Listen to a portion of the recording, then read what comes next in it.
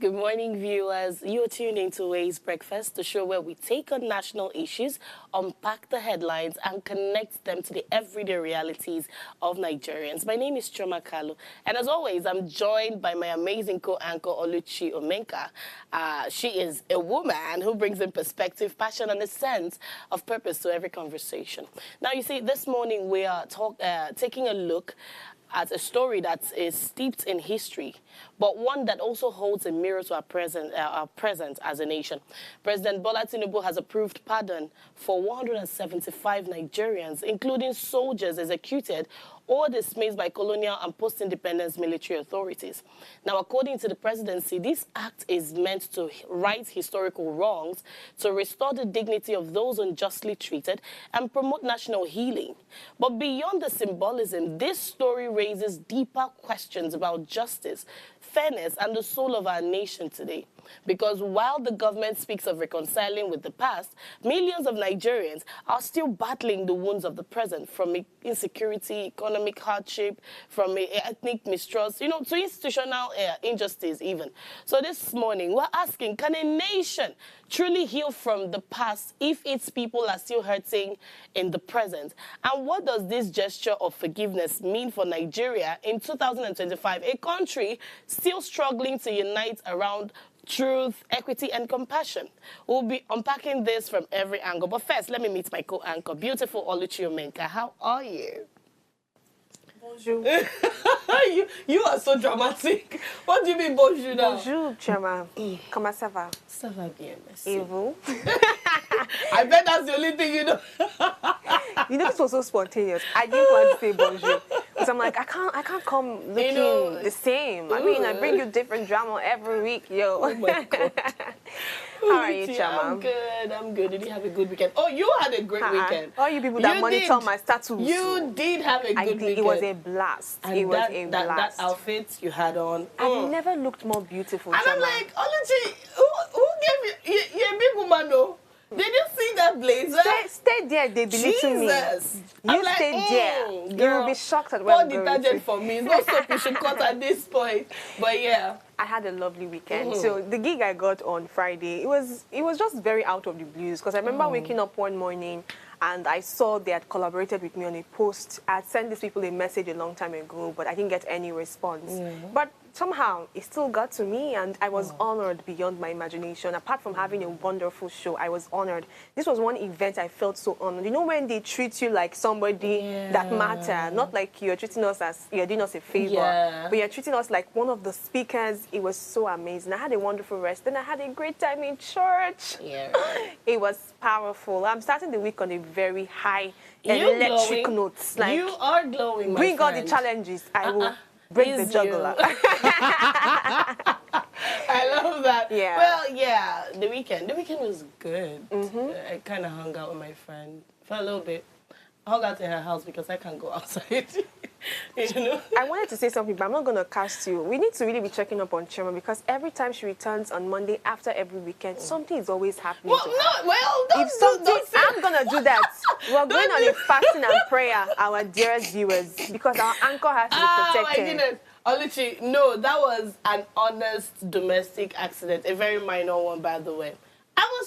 No, this is Mba months. There's nothing that is minor. No, don't do that. Anyway, yeah, I get it, but it was my fault. Come on. It's not even that. I mean, my viewers can't even look at me. My viewers don't know what happened to me. But me, I'm seeing it. And Oluchi, I'm your mouthpiece, You're being extra. You're being extra. Leave me alone. All right, we're going to go on a short break. And when we come back, we'll take you through the conversation and stories making headlines in today's newspapers. Don't go anywhere. Stay with us.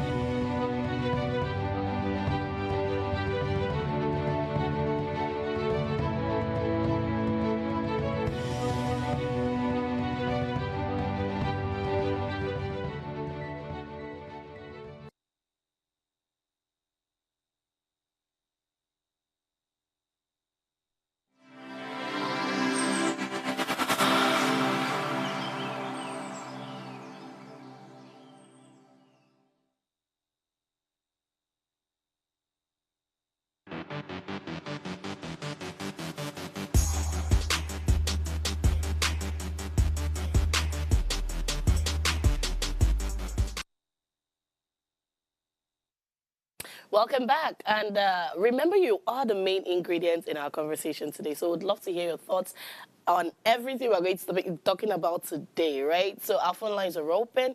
You can call us on 070250077749 or 0701424220.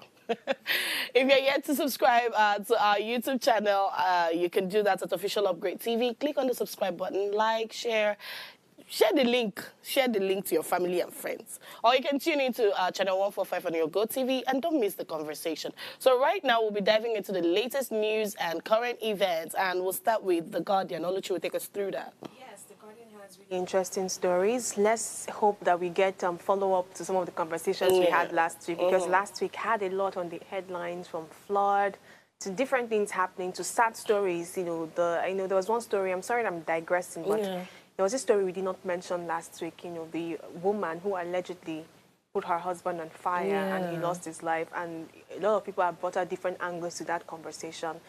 But of course, The Guardian has an interesting one for us this morning. The major headline, which is very similar to what we're talking about today. Actually, that's what we're talking about. It says prerogative of mercy, criticisms, outrage, suspicion, trial, presidential pardon of 175. Security concerns, Tinubu, NSA, NIA boss joint meeting in Rome.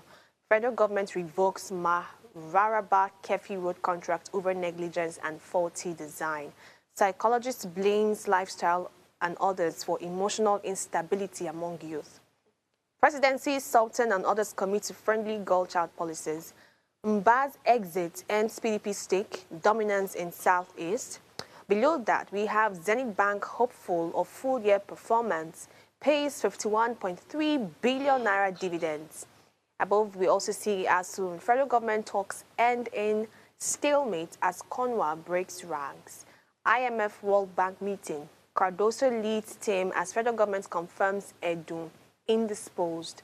And the last story here says prioritize ending impunity for electoral offenses. And this is Serap to the new INEC chair. Let's first start with this Zenith Bank story, not like directly talking about what it's saying, but last week was customer service week. Yeah. And I'm going to give kudos to all the banks that came out with the content. I was just watching different banks displaying different things, and I felt like, well, some of you shouldn't have done that because your customer service has not been the very best. I'm not going to mention names, but it was still beautiful to see that we uphold certain, things like that. And it was beautiful to see from Zenith to Providus, a lot of banks, they had content. You needed to see staff very happy to be involved in this. I actually think it was a good way to relax. Yes, because this rigid 95 bank workers, they're always on their system, telling you come back in 24 hours or 2 to 4 working days and all of that story. But now, let us talk about this one very briefly as well. I'll just be touching stories very briefly because of our time. My friend and I were commuting the road one time, and he mentioned that when it's raining season, our roads are usually bad. You notice that when it's raining season, the reason why you see a lot of traffic during rain is because the roads have been spoiled. One flood, one rain somewhere, and the roads are bad. And I feel like this shouldn't be. If we were using quality, we're very keen or particular about quality when it comes to infrastructure.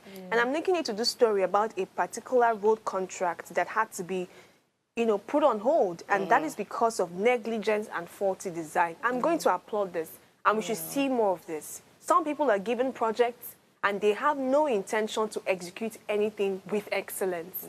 At the end of the day, it comes back at you. And that is what is happening. So this is just like a plea to not just have it on some roads. This is for Maraba Kefi Road. That's in the north, right? We want to see it also in the east, in the west, in different areas. Any infrastructure that is going to be done.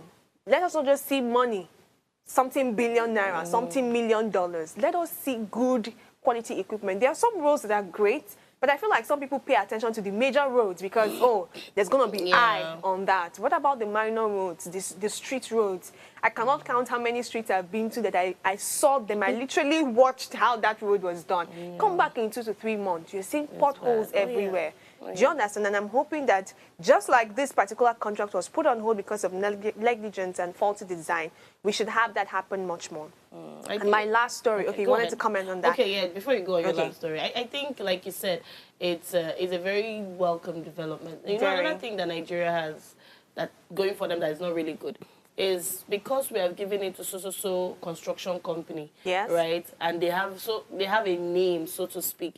We don't now inspect. We don't put eye in the work and the quality of products that they used to do, because I mean, Julius Berger has a name, High Tech has a name, you know, because we've heard this that they will do good work, they will do. It's our money. If I give you money, best believe that I'm going to put my eye inside, right, for you to give me the best quality. So sometimes, I'm not saying these people I mentioned are. Definitely. I'm just saying sometimes people that have those big names tend to, you know, now say, oh, it's us now. They're not going to put eye like that, you know, and they do whatever they like. And that's how you go back and you see these things are messed up now.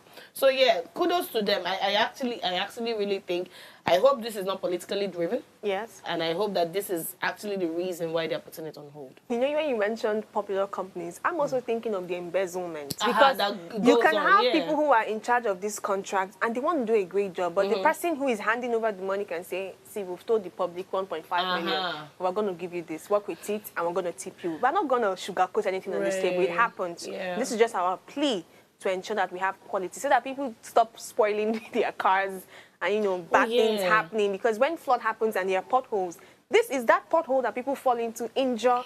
Let's not even talk about it a lot. Last story, because ASU always has my heart. Now, the reason why I'm going to mention this one, because there's this detail is quite outrageous. It said the Academic Staff Union of University ASU has embarked on its 18th strike in 26 years. 18 minus 26 is what? What a record. It feels like for every single year. What a record. There are long-standing issues that are never addressed. And I'm going to take Goodness' stance on this. She's like, you people should sort all you want once and for all. But I want to tell Goodness, wherever you are, Goodness, this thing doesn't look like it's going to be sorted soon. It feels like it was meant to be that way. It was a program that we're going to have strike every year. Maybe it's part of the calendar now. Yeah. Do you understand? As you're resuming school, put examination, then strike. Let us know. Because this... oh, my God. I'm not trying to sound like someone who has... No, but that's the reality right now. That is it. 18 strike in 26 years is a great number. Anyways, the federal government has warned against disrupting academic calendar, even as it's threatening no work, no pay for striking lecturers. The federal government has warned, but these people who are receiving this firsthand, I don't think they care about the warning. They just want to see their needs being met. At the end of the day, the people who suffer this the most are the students. And I'm not going to get tired of saying that we need to have one permanent solution to this incessant strike. It doesn't speak well of our academic structure and our academic environment, because if we compare ourselves with other people, that's not how they do things. And we have great minds. We have people who have great ideas in the universities. Don't hamper their study process because of unmet needs. Do you understand? Please, whoever's listening, I'm hoping that things come back to normalcy. But again, remember, 18th strike in 26 years. That's the headline that should be trending. Chema, let's see what you have. Anyway, let's look at the Punch. And the story, the biggest headline is on ASU, of course. It has to be. And you know, funny thing how the Minister of Education the other time was like begging them, oh, don't go, we're going to really look into it. And I'm wondering, what do you people mean when you say you're going to... When you call these meetings, what happens there? You know when you're chatting with a business owner and there's a default response that drops? Oh, you're welcome to... Exactly. I feel like there's a default response that just drops. Okay, because it doesn't make any sense. It doesn't make sense. Anytime they say, oh, shelf your strike, we're going to have talks, these people still go, knowing you and your character. They still go believing that something will be different at this time. And you know, sometimes I ask someone, an ASU member, I ask, so why don't you people just do this strike once and for all? Stay there. If it's 1 year, stay. You know? I mean, we've done 8 months before. 8 months? But you know that 8 months was life-changing for me. I always tell people. Okay, what did you do with your 8 months? That 8 months is when I discovered a career path that I was going to focus on. Amazing. Before then, I was just doing anything. You see? 8 months, I interned in a radio station that made me discover my voice. So you think you're peppering us? We are moving on with our life. Just so you know. You see, when I said, oh, why don't you stay on? And this man says, yes, they would want to do that. But still, they have parents of these children in school. Yes. Reaching out to them, I beg, let our children just finish. You know, so, and they too, they have children in the same school. Schools. So you cannot say, oh, let's zero our minds. They can't afford to send their children abroad, right? So all of us are inside this mess. You know me, I also don't like to think about this strike from just the point of we want the student back in school. I'm thinking about the demands that actually needs to be met. Lecturers not being paid, they will stop teaching you well after a while. Oh, have you seen how frustrated they are? That's why they don't give A's. Exactly. Oh my God, yes. Some of them will tell you, who are you to earn an A's A? for God. What do you mean by that?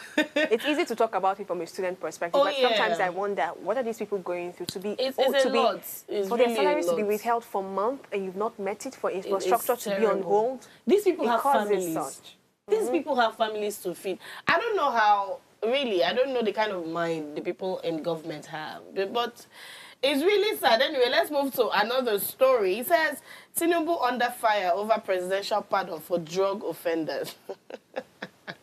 Okay, we are going to get into all of that during our conversations. More Kwara abductees rescued as military sustains pressure on bandits. I mean, these are things we want to be hearing now. Let our military people be working. Yes. For God's sake, be working. Now, Naira hits 10-month high on strong FX inflows. 2027, no pact with Jonathan, says Obi. You know, there was a rumor back then that said that these two are trying to collaborate because there were meetings here and there. And you know, when they call it closed door meetings, Yeah. our ears are standing to hear something. What have will you been come saying out. behind doors? Exactly. And now Obi is saying, oh, no, that's not it. I'm still standing by myself, nobody else, right? And then this particular story says, Edu recovering, no plans for replacement. So our finance minister, Wale Edu, has been under the weather. So he's been ill. But now rumors started flying around that, oh, he's very sick, oh, and Tinubu will soon replace her. You know? Wow. Yeah. Nigerians, you know now. And then the presidency he went on and on. The presidency had to come out and say, oh, no. It's just normal for somebody to be sick now. Yeah. So that's why he did not travel with these people to, you see that story you read out, that Tinubu, NSA and all of that? Yes. That's why he didn't go. Because he's not feeling well. This weather is not weathering anybody, right? I've not been feeling well for a while, right? So it's just normal. But for you to go, take it a notch higher and say, oh, they want to replace him, that what happened? And Nigerians don't see these politically elected leaders as humans. They see No, them that's as the problem. demigods. Yeah. You are not allowed to be sick. You're not allowed to have You pain. can't even make mistake. No, You can't. afford it. There's a whole lot expected. Yeah, the expectations are a lot. Me, I am one to hold them accountable all the time, right? But I also admit the fact that these people are humans first before they started holding offices, right? So they can fall ill. They can even lose a loved one and grieve. They need that time off. They can rest. They can take vacations. It's still okay, right? Don't ask me where you should take vacations. I'm going to ask Choma, take vacations from where, No, wait. You can rest. Your body cannot run on reserve for a long time. So your vacation can be in your village. Wait. You're the one that it can be in the village. Because when they start taking vacations with national money, relax. be okay with it. I just said your vacation can be in your village. What's your village again? Somewhere in Abia State. You can go there. Enjoy the cool breeze, right? It doesn't have to be very expensive. Now, well, we've talked about the ASU strike. Oh, this one says 2 arrested over mourner's death at Oshun funeral party. I don't understand how you go to mourn somebody that is dead and not kill you in the... No. It's a tragedy. It is double tragedy even. Because I don't understand it. I really don't get it. He was murdered by who exactly? Well, the story didn't tell us, but they've arrested the people that allegedly murdered him. It's really a sad one, but I mean, that's Sometimes stories like this have spiritual undertones. Like, what is happening? Were you supposed to go with the person who had died? Because Oh, I remember yeah. in our Yoruba, because I did Yoruba in primary, secondary school. So there's this story that they used to tell us that if a particular king dies, or something, they kill 7 virgins or so who goes with them. But this is not a story we should talk about in that way. It's a tragic one, and I don't like starting Monday with tragedies. Shoma, why? I'm sorry, but I felt like I should point it out. How can you, a mourner, go and die at a funeral party you went to mourn? Anyway, that's all the news, the stories we have making headlines, all the ones we can take currently because of time. And we'll go on a very short break. And when we come back, we'll go into our conversation for the morning. Please stay with us.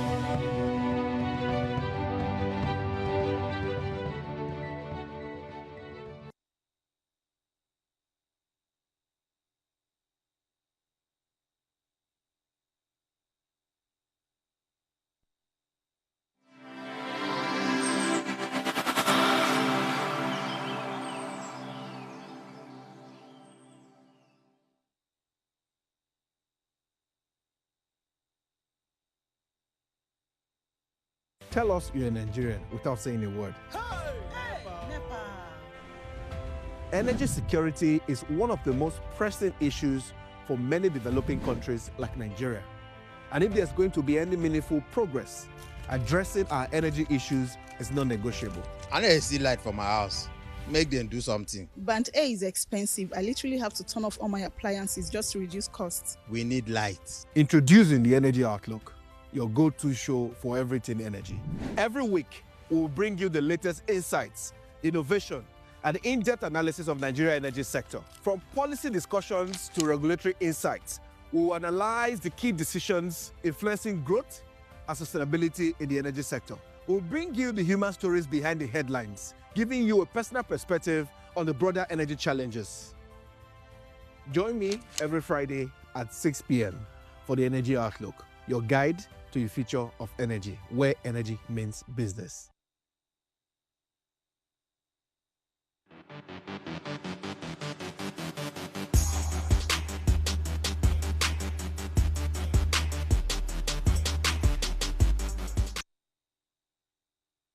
Now you're welcome back. You see, there are certain stories that hit at the heart of who we are as a nation. And this particular one is one of them. Today, right, our conversation is about Tinubu's pardon for 175 Nigerians. You know, we're asking, is this justice for the past or a message for the present? And this morning's story is one that bridges our history and our present reality, right? The presidency says the decision to pardon and grant clemency to 175 Nigerians, including soldiers from the colonial and civil war periods, is part of an effort to right historical injustice and promote unity. But while the act looks backward, you know, at wrongs committed decades ago, the bigger question is what it says about the state of justice and equity in Nigeria today. Because for many citizens, forgiveness is not a chapter in the past. It's a daily struggle. Nigerians are asking if our government can acknowledge mistakes from the 1940s, 1970s, can it also confront the injustices happening in 2025, from wrongful detention to police brutality, from corruption that kills hope to poverty that dehumanizes. Is this clemency just symbolic, or is it, you know, a call to action for a fairer, more compassionate Nigeria now? So let me come to you, Oluchi. What do you think about this whole thing? Well, they don't ask me questions.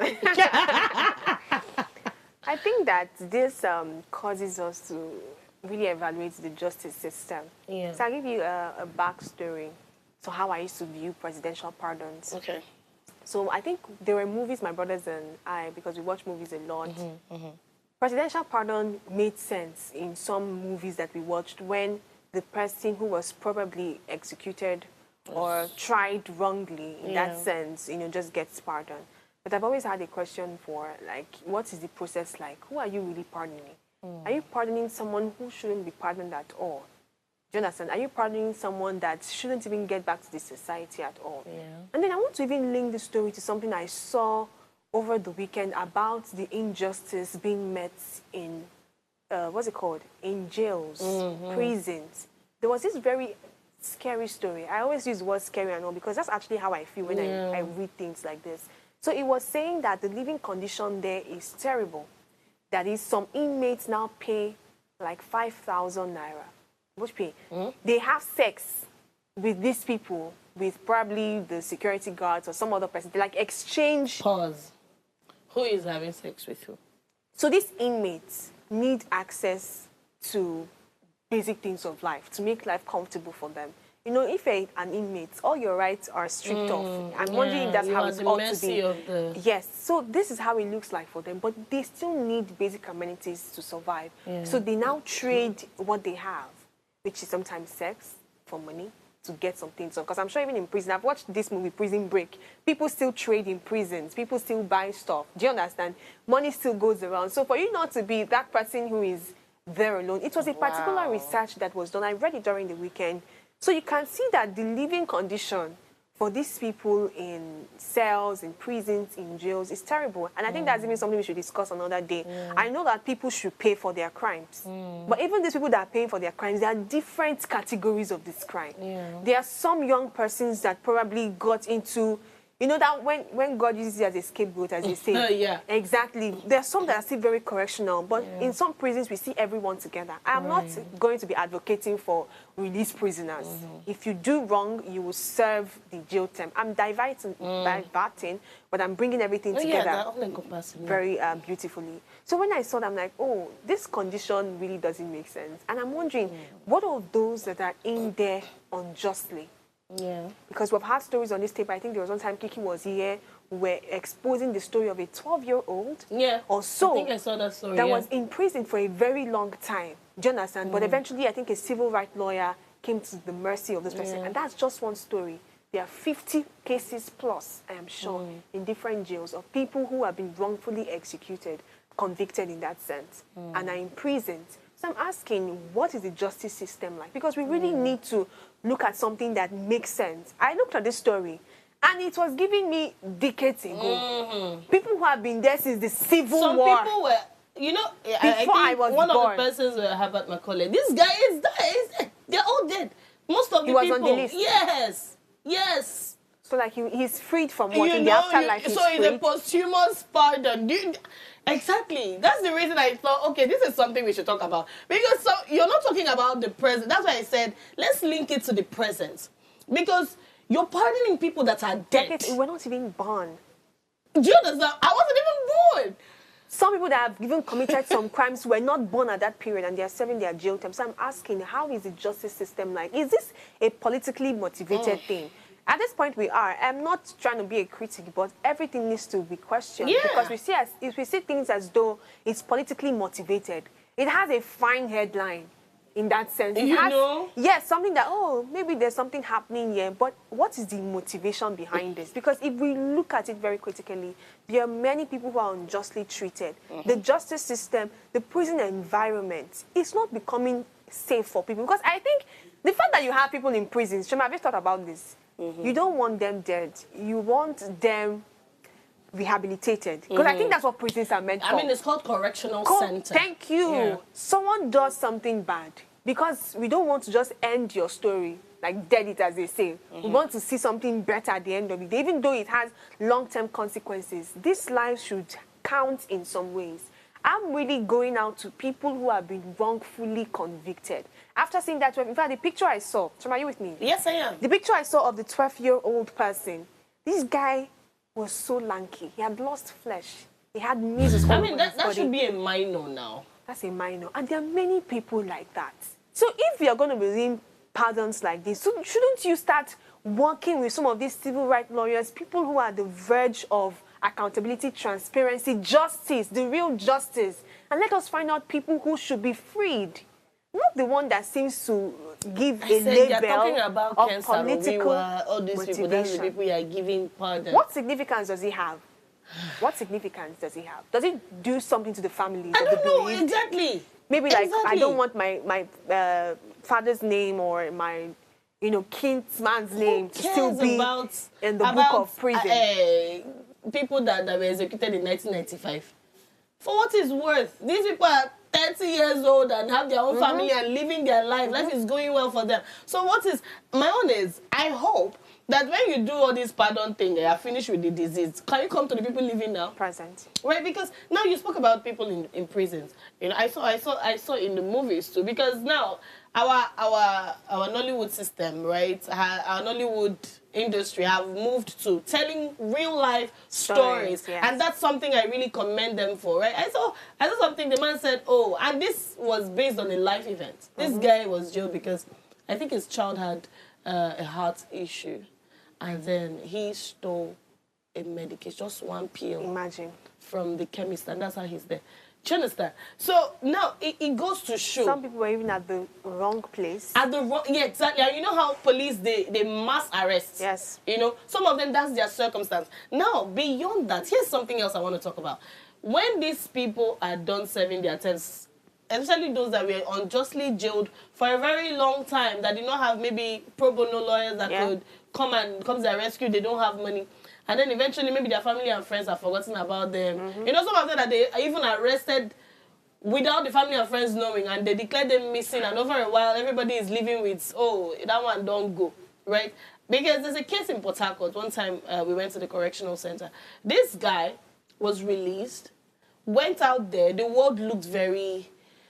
Because he hadn't been out very of that. Strange. Yeah, he came back and he would rather be in the prison. Yes. Wow. Because now that's where I'm going. What is the structure in place for these people? People like that.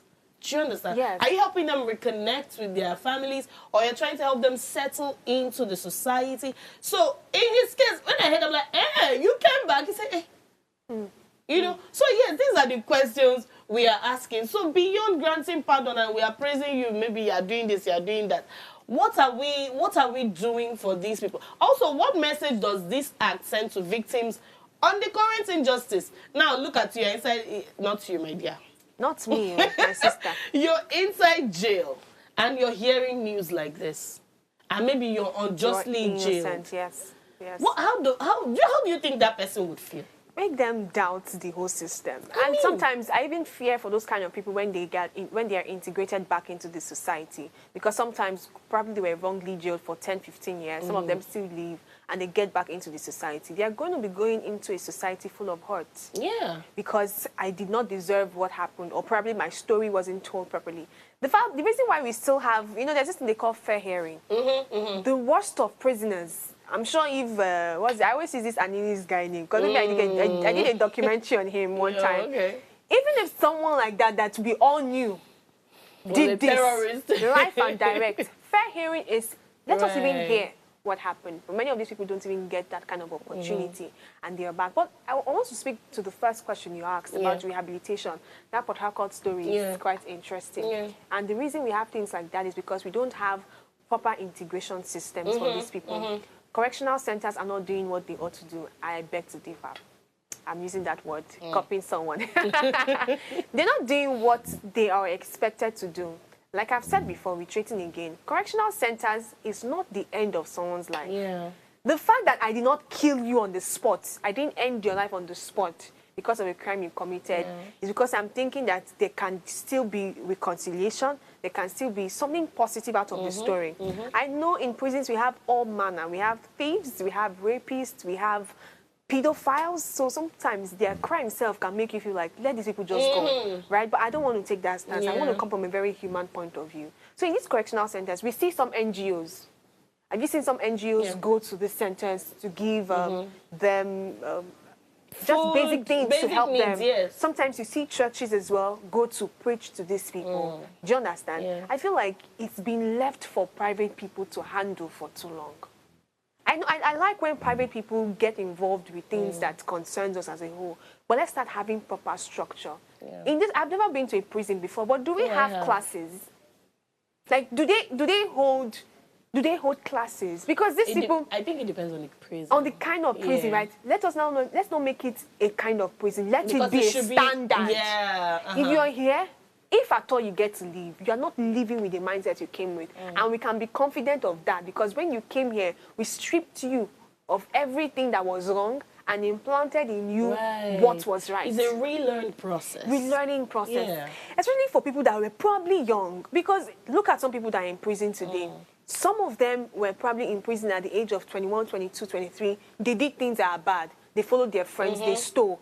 But it could have been from peer pressure. It could have just been because I had the wrong friend at the wrong time. My parents don't pay attention to me. And because I'm of age, I will pay for my crimes. That's fine. But whilst I'm in that place paying for my crimes, what is the government doing to ensure that if I'm going back to the society, if at all, because that one too is not something we hear very often, but if I'm going back at all, can I be someone of great example again? Sometimes what I rather hear is these people going back to the prison. They've released them. They've, done one or two with their families, but they're still going back for the same crimes. Or if they don't go back, they are the ones who are setting up hoods in different environments, recruiting younger people to be like them. They're not the capone. Exactly. Yet it was supposed to be a correctional center. So I'm just looking that the justice system we need to really holistically evaluate things. I am one to ensure that humanity prevails in everything. If we want to see progress, let's start from the areas that are even overlooked. The prison areas, prison environments is not something to overlook. These are people that probably have the society failed them, their family failed them, something failed them and they went this way. Do you understand? The prison is supposed to be part of the justice system, right? Yes. But then the level of injustice that happens there, especially with the wardens, they rape them. They sleep with them. Some of them get pregnant in prison, give birth in prison, give those children to their parents or guardians, or even to the orphanage home. Is that the correctional thing that we're talking about? I'm about to ask. Is that really the correction that you see people? So you're paying. They run a whole system in there. There's a president. There's this. So people are still suffering. Right? How do I put it? That we still have like a nation in there. The way we have poor masses in Nigeria. In there is poor masses. The ones serving the president. Meanwhile, this is supposed to, like you said, strip everybody off of everything you have accumulated from the outside world, and help you rebuild yourself, correcting every error that must have brought you there.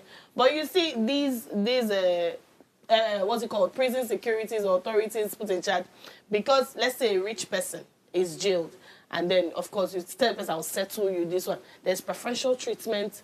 There is this. The person is not. You see people living large inside the prison. Yes. Yes, you see people living large inside. When your family members come to give you money or food, they're the ones getting it. I've had the privilege of visiting prisons twice or three times, I don't know, right? I've visited the very big ones and then the smaller ones. The smaller ones, those ones, they pack them inside like sardine in one place, right? But the bigger ones, right? I mean, it's bigger. It's like a whole institution. But now, when you interact with these people in there, because, I mean, they don't let a lot of people go in. Yeah. And then they'll search you. They'll do all of those things and all of those things. You eat the food that you brought. Right. Now, when you come in and these people that are talking to you, some of them, you see them from the windows and stuff, and they tell you, they've not eaten in a while. They've not. But these people that are meant to be feeding you in here, they're not. It's not a starve to death penalty, right? They say, they've not eaten, this one, that one.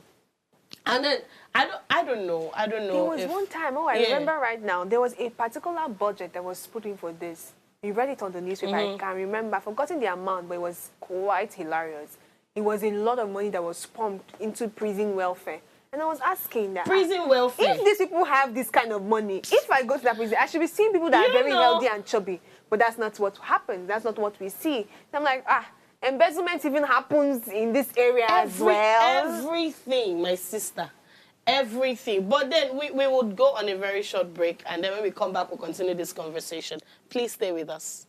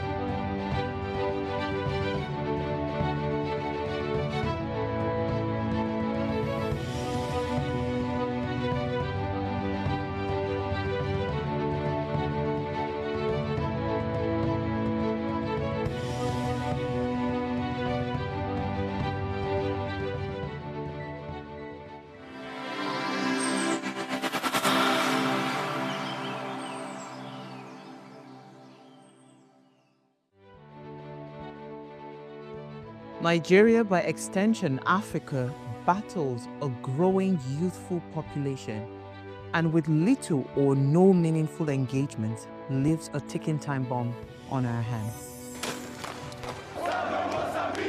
We are a blessed continent with great wealth, both in people and material. Our focus on ways remains driving conversations that affects us all. Topics in the news, social concerns, politics, leadership, governance, empowerment, resource management, conflict management, finance, SME sustainability, technological innovation, food security, health, education, brain drain, our well-being, citizenship, and much more. Our goal is to continuously drive these conversations, keep them burning at the table to effect a positive change, both for our nation and continent.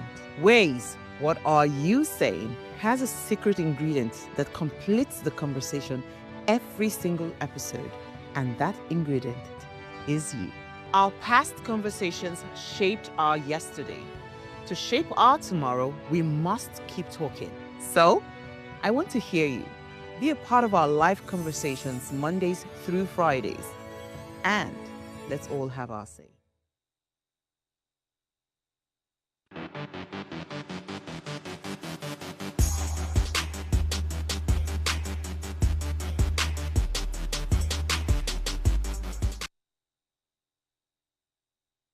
Welcome back. We are still having the conversations around Tinubu pardoning 175 Nigerians, including people that are dead.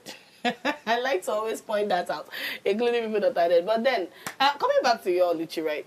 This particular move, well, I mean, it's not just people that are dead, though. Of course, there are people, there's a 44-year-old, there's a 67-year-old guy, 17 years for fraud since 2013. There is a 63-year-old Daniel Nwaba. I mean, you're pardoning somebody that this Daniel Nwaba had already served his term.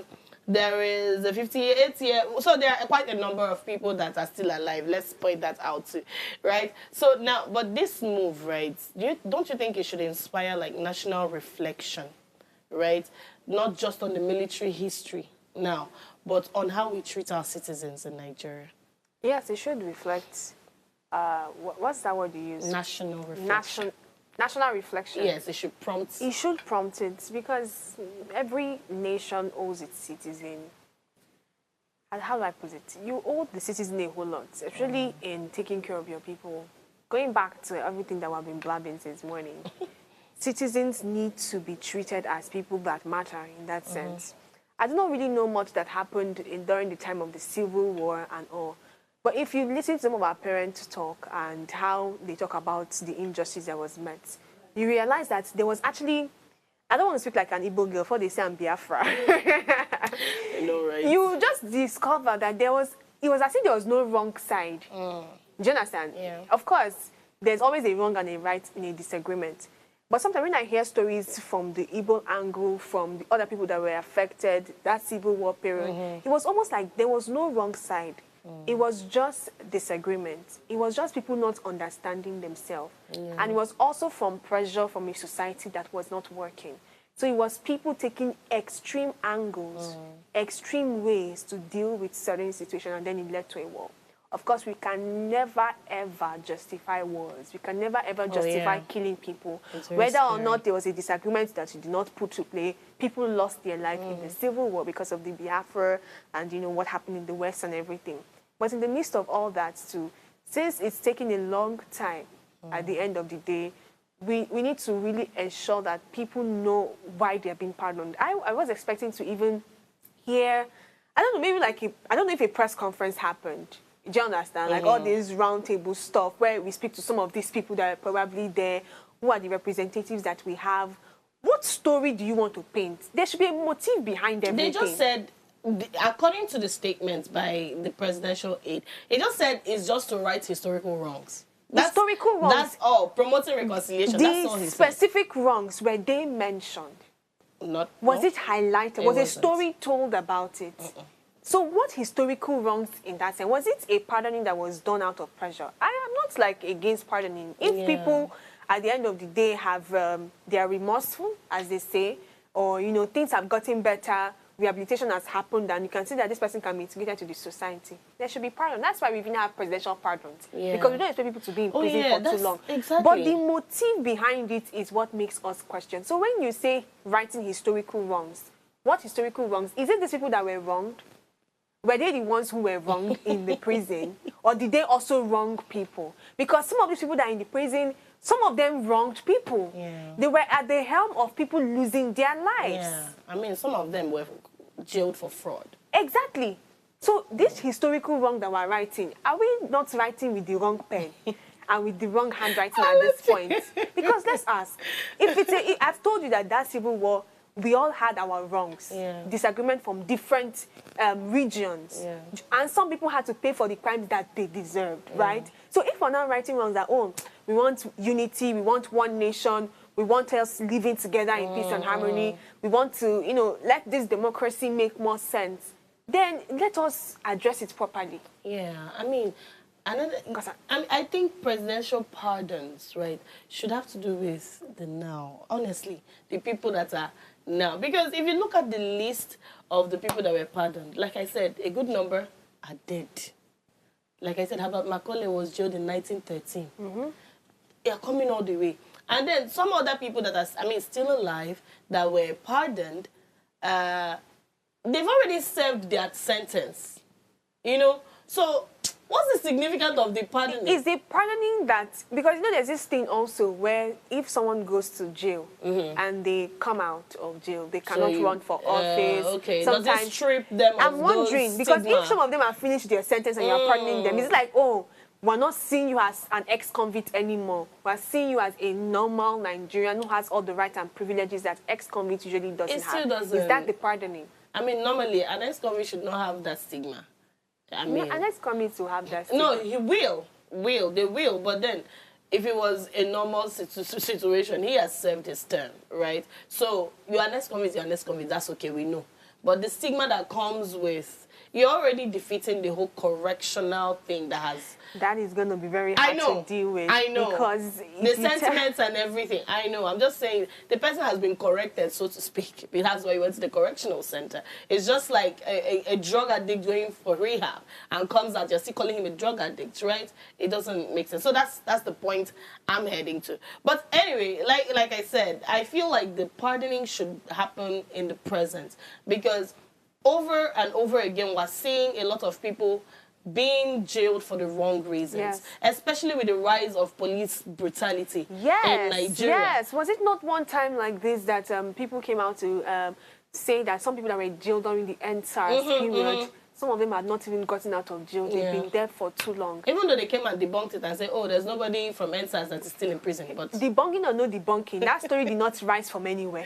There are some truth that we can find. Of course, it might have patches here and there, but it says something that some people who are angry at what's happening in their nation, as they call it, righteous anger, the anger of, I've not eaten, there's injustice, they come out, you arrest them, they stay in jail, nobody comes for their trial, nobody does at all. Maybe the family they even came from are not very influential, so there's no one to call. And these people stay in prison for too long. Why aren't they pardoned?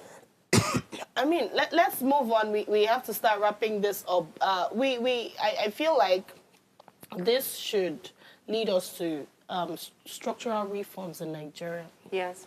So beyond the president pardoning and everything, right? Excuse me. Sorry. The prison as a system needs a reform. Yeah, so the prison as a system needing a reform, or let's say the justice system in Nigeria needing a reform From is... the court. From the court. Let the example reach everyone. Have you noticed that many times people who get the brunt of justice are not people who are many times influential when it comes to politics, right? It's the citizens, the everyday Nigerian, and yet there are a lot of less honest political leaders everywhere. We see their story very highlighted. How many of them do we hear are in prison Better I do. or in jail? I keep saying it. Better I do. She diverted public funds, 500 million naira. Yes, she was stripped from her position. But this woman is moving around freely. Where's our money? Why is she not in jail? And my point exactly. I'm not like someone that gets excited when when I see people in jail. But it doesn't make sense when the everyday Nigerians There are consequences. suffer the consequence for their action. I mean, you look at this initiative from the EFCC, Cybercrime Act and everything. I love how they're against it because they're addressing people as young as us. That's fine. If you do wrong, you go to prison. But why don't we see it implemented even with politically elected leaders? So what I'm going to say is, if we're going to see reforms, let it start from the top and flow below. Let there be equity. Let there be real justice for people who have done wrong. Let's stop saying pardoning for people who do not deserve it. Let's stop saying sweeping under the carpet for people who should be paying for their crimes, seeing them travel different countries. When you have seen that the newspaper told us that they were fraudulent, what do you make of us? I mean, are we fools? Kogi ex-governor is still working freely. Anyway, that's all the time we have. Oluchi, please don't be angry. Now, we see this story reminds us, right, of a nation that cannot move forward if it is trapped between unhealed memories and unresolved realities. President Tinubu's pardon is a bold acknowledgement that injustice, even decades old, leaves scars that deserve recognition, no doubt. But you see, if history has taught us anything, it is that the truest measure of justice is not in pardons, it's in prevention. So we honor the past, but, you know, not only by forgiving, but by ensuring that the present is more just, more humane, more inclusive. So while Nigerians look back to the rights, to right the wrongs of the colonial and civil war eras, may we also look inward to confront the injustice still unfolding in our streets, our prisons, our courts, our communities. Because a nation that learns from history must also have the courage to fix the now. All right, my name is Choma Kalu, and this is Ways Breakfast. Thank you for staying with us. Do ensure you subscribe to our YouTube channel at Official Upgrade TV. Interact with us further, drop your comments, follow us on all social media platforms, and invite your friends and family to always watch us. Have a wonderful day ahead, and see you tomorrow.